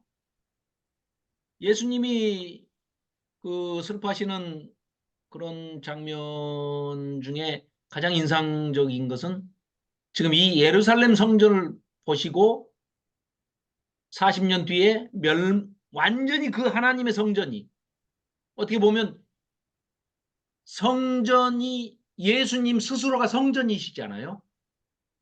살아계신 성전이시죠.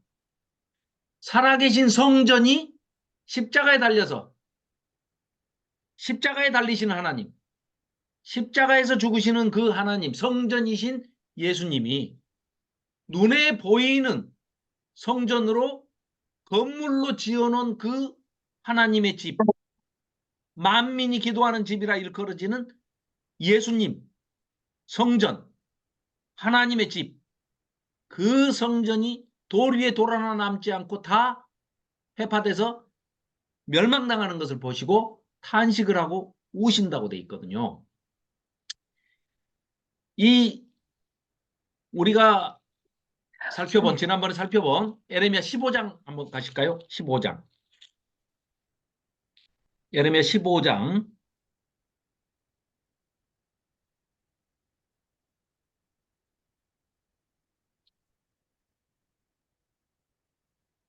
5절. 송은영 집사님 역시 한번 읽어주십시오.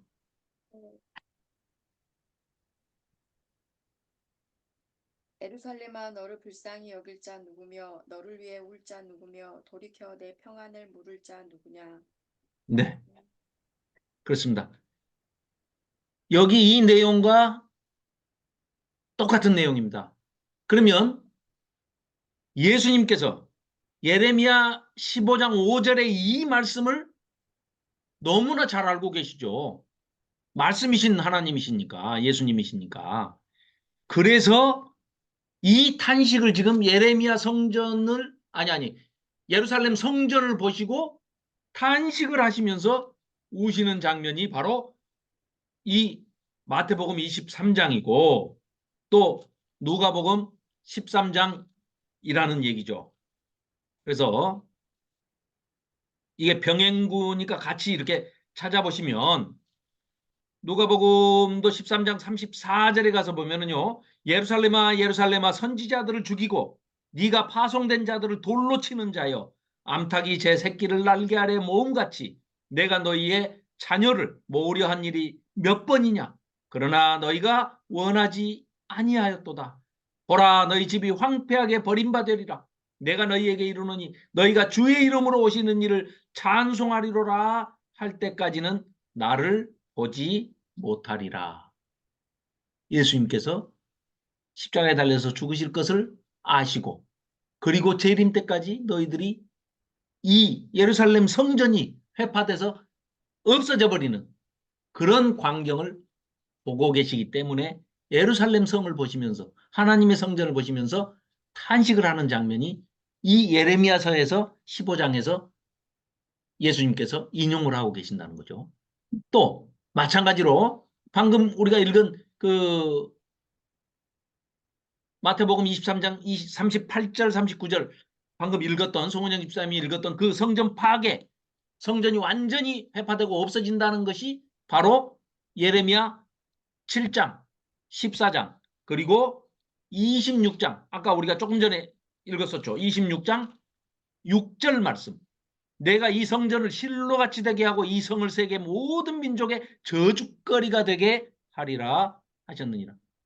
예루살렘에 지금 성전이 누가 쓰고 있습니까? 원래 예루살렘의 솔로몬 성전이 제1성전이었죠. 제2성전은 수르바벨 성전, 바벨론 포로 잡혀갔던 1차 귀환자들이 와가지고 성벽을 중수하고 성전을 다시 재건을 해서 세운 게 제2성전, 수르바벨 성전이라고 일컬어지는 그 성전이 있었습니다. 그리고 AD 70년에 완전히 예루살렘 성전이, 하나님의 성전이 회파되고 돌 위에 돌 하나 남지 않고 다 없어져 버렸죠. 지금 거기에 누가 쓰고 있어요? 이슬람이, 무슬림이 거기에 오마르 사원, 황금돔 사원이라는 것을 만들어 놓고 모하마드가 승천한 바위가 거기 있다 해가지고 그 자리에다가 이삭을 번제물로 바쳤던, 아브라함이 번제물로 바쳤던 그 자리를 마호메트로 둔갑시켜가지고 이슬람이 차지하고 있어요. 이방인의 가증한 것이 그 자리를 지금 차지하고 있는 겁니다. 그럼 제3성전, 제3성전이 유대인의 손에 의해서 그 자리에 지어질 때 예수님이 오신다는 거예요. 재림하신다는 거예요. 그래서 이러한 내용들이 어디에서 인용이 됐다고요? 예루살렘 성전 파괴에 대한 탄식과 그런 예수님의 이런 것들이 예레미야서에서 아까 15장 5절 또 7장 12절 7장 14절 그리고 26장 방금 읽은 6절 이런 것들이 다 병행구로서, 병행구라기보다는 예수님께서 인용을 하신 그런 내용이죠. 그리고 또 내용들을 보면은요 이렇습니다. 유다의 죄, 무고한 예언자의 피를 흘린다. 선지자가 와서 하나님의 말씀을 전하니까 죽여버리는 그런 무고한 예언자의 피를 흘린다. 이런 것들로 서로 유사점으로, 공통점으로 볼 수가 있고요. 유대인들을 봤을 때 점점점 세대가 흘러서 후손들이 더 자기들 조상들보다 더 악해져가는 그런 것들을 볼 수가 있죠. 그리고 요한복음 1장 29절에 예수님께서 자신을 세상 죄를 짊어지고 가는 하나님의 어린 양이다. 아사셀 양, 우리 흔히 잘 알던 모든 죄를 그 양에다가 전가해가지고 광야에 내보내는 그런 아사셀 염소, 양, 희생 양, 그 양의 자신을 비교하고 있죠. 이게 예레미야 11장 19절에도 역시 마찬가지로 그렇게 양으로 도살장에 끌려가는 양으로 비유를 하고 있죠. 요한복음 1장 29절에서는 이런 얘기를 하죠. 이튿날 요한이 예수께서 자기에게 나오심을 보고 이르되, 이게 세례 요한이에요. 보라, 세상 죄를 지고 가는 하나님의 어린 양이로다. 이렇게 세례 요한이 외치고 있죠. 그리고 거기에 대해서 예레미야는 11장 19절에서 이거를 예표적으로 이렇게 표현하고 있습니다. 자, 18절부터 보면 여호와께서 내게 알게 하셨으므로 내가 그것을 알았나이다. 그때 주께서 그들의 행위를 내게 보이셨나이다. 어떤 거를? 나는 끌려서 도살당하러 가는 순한 어린 양과 같으므로 그들이 나를 해하려고 꾀하기를. 그러니까 예레미야에게 이런 것들을 먼저 미리 예표로 보여주게 한 것은 말씀이신 예수님께서, 로고스이신 예수님께서 예레미야에게 투영돼서 예레미야에게 그걸 보여주시는데 후대에 이 책을 이 말씀을 대하는 우리는 예레미야가 이렇게 묘사를 했던 것은 예레미야는 알지 못하고 본 것을 그대로 묘사했겠지만 우리에게는 예수님이 2000년 그러니까 2000년 전에 이로부터 500년 뒤에 예수님이 오셔서 그야말로 예레미야가 미리 내다봤던 도살장에 끌려가는 어린 희생 양으로서 오신 예수님을 우리가 보고 깨달을 수 있도록 이렇게 먼저 그림 언어로 보여주시는 것이다 하는 것을 우리가 알 수 있습니다. 그리고 예수님이 십자가에 달리셨을 때, 돌아가셨을 때 환하던 그 대낮이 캄캄한 어둠으로 바뀐다든가, 또 거짓 예언자들을 믿지 말라고 또 아주 질타하시는 마태복음 24장에서도 마찬가지로 말씀을 하시죠. 그리고 멸망의 때에 성을 신속히 빠져나가서 구원을 받으라. 거기 머물러 있지 말아라. 제발 빠져나가라. 라고 얘기를 하는데 그 얘기도 마찬가지죠.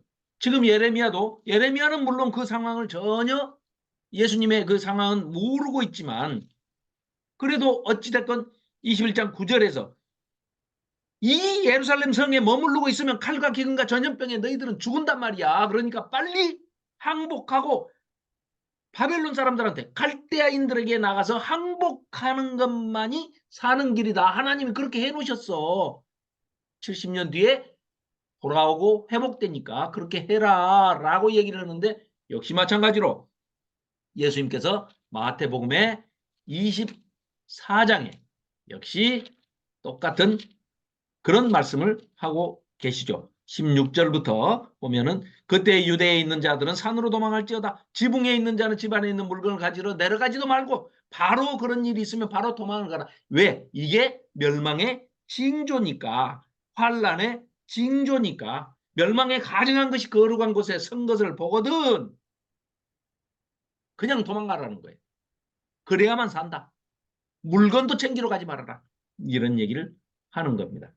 자, 그래서 다음 주에는 이제 모세와의 공통점 그리고 호세아 선지자와의 공통점 뭐 이런 것들도 함께 조금 살펴보도록 하겠습니다. 자, 오늘은 여기까지만 하겠습니다. 우선 하영자 전도사님 기도로 오늘 공부를 우선 여기서 마치고 교재의 말씀은 잠시 후에 나누도록 하겠습니다. 하영자 전도사님 기도 부탁드리겠습니다. 사랑의 하나님 아버지 감사합니다.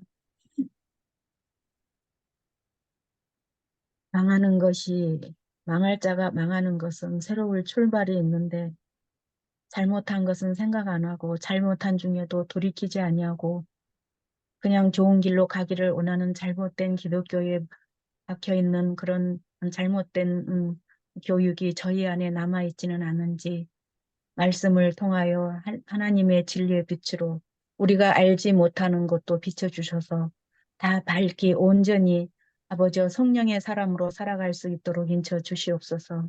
아멘. 감사하신 아버지, 저희들이 하나님의 책망을 두려워할 것이 아니라 하나님의 책망을 기쁨으로 받아들일 수 있는 사랑하는 자식을 아버지 하나님이여 채찍질하는 것을 아버지여 받아들일 수 있는 저희들의 믿음이 될 수 있도록 도와주시옵소서. 아멘. 아버지 하나님의 책망 받을 때에는 그것이 있으나 아버지 그것을 받아들인 뒤에는 달고 그 사랑이 얼마나 큰지 알게 되오니 아버지 하나님 저희들 아버지 오고 오는 세대에 하나님의 책망이 끊이지 아니하여 아버지 잘못된 데서 돌이키는 그러한 것들이 이어질 수 있도록 도와주시옵소서. 오늘도 아멘. 저희들을 아버지와 간섭하여 주시고 책망될 것을 기쁨으로 여기게 하시며 아버지 망하는 것을 두려워하지 아니하고 아버지 하나님이여 감사함으로 받아들일 수 있는 또한 나가서 모든 사람들에게 그것을 담대히 전할 수 있는 저희들이 되게 하여 주신 주님을 찬송합니다. 하나님 아멘. 아버지 값해 주신 집사님과 듣는 저희들 아버지 자로도 우로도 치우치지 아니하고 우리의 속삭임이 그리스도의 영으로 충만하여 아버지 하나님이여 정말로 그 마태복음 5장 산산수훈의 말씀처럼 저희들의 속사람이 그리스도의 영으로 충만하여 죄의 길을 가는 자들의 아버지 향하여 눈물로 애통하며 그들을 주의 길로 인도할 수 있는 아버지 희생양 대신 예수 그리스도의 희생을 본받아 저희들도 그 길을 가기를 힘쓸 수 있도록 도와주시옵소서. 아멘. 감사하며 예수 그리스도의 이름으로 기도드립니다. 아멘. 아멘. 감사합니다. 감사합니다. 아유, 명절 잘 보내셨습니까? 우리 목포 식구들, 모임을, 오프라인 모임을 24일 토요일입니다. 토요일 5시에 오늘 24일? 네네. 24일 어디? 아직 이제 다음 주, 네, 다음 주 아, 토요일. 예, 그래서 군산 이민구 목사님, 네, 가족도 또 먼 길을 마다 않으시고 참석하신다고 그러시니까, 우리 또 목포 식구들 또 다들 모여서, 같이 교제하고 식사하는 시간, 예, 뭐 장소는 저희 집에서 하는 게 좋을 것 같습니다. 그래서,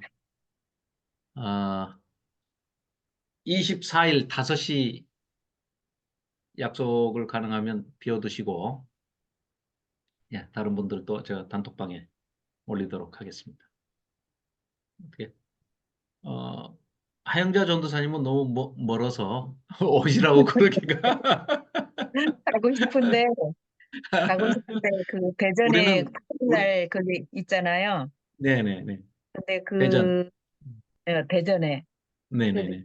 다음 주 토요일 날 대전에 한 사람을 토요일 날마다 하는 거를 네. 연결시켜주고 싶어가지고 아, 네네네. 대전을 가야 돼요. 그분을 아, 강좌에 참석하게 하려고. 네네네. 아, 대전에 그러시군요. 사시는 네. 분이신데, 네네네. 아유, 뭐, 우리는 가끔 광주에서 만나지 않습니까? 예. 그럼 이제 다들 그래도 이렇게 함께 말씀 한번 나누고, 이제 예, 언제 날 풀리, 한번, 예, 날 예, 풀리고 언제 한번 또, 남원에 네네네. 저희한테 초대를 하겠습니다. 예, 남원에 한번, 예, 저희들 가겠습니다. 예, 길갈교회를 꼭 방문하도록 하겠습니다. 네. 남원의 바람도 쐬고, 춘향이도 만나고, 예. 네, 그래요. 그러니까, 2월 24일 토요일 5시에, 예, 제가 주소랑 시간, 장소, 예, 올려놓겠습니다. 자, 이렇게 하시고, 아유, 늦은 시간까지 들어주셔서 감사합니다. 어유 벌써 9시 50분 됐네요. 앞부분 제가 먼저 감사합니다. 얘기 한 15분에 반갑습니다. 했는데, 그거는 녹화 안 됐습니다. 그러니까 여기까지만 녹화하고 마치도록 하겠습니다. 자, 다음 주 금요일, 토요일 연속해서 뵙겠습니다. 자, 편안한 밤 보내시고요. 고생하셨습니다. 감사합니다. 네, 다음 주에 감사합니다. 편히 뵙겠습니다. 쉬십시오. 네, 네. 편히 고생 쉬십시오. 예, 많으십니다. 이민구 고맙습니다. 목사님, 감사합니다. 네, 고맙습니다. 고생 네, 많으십니다. 감사합니다. 네,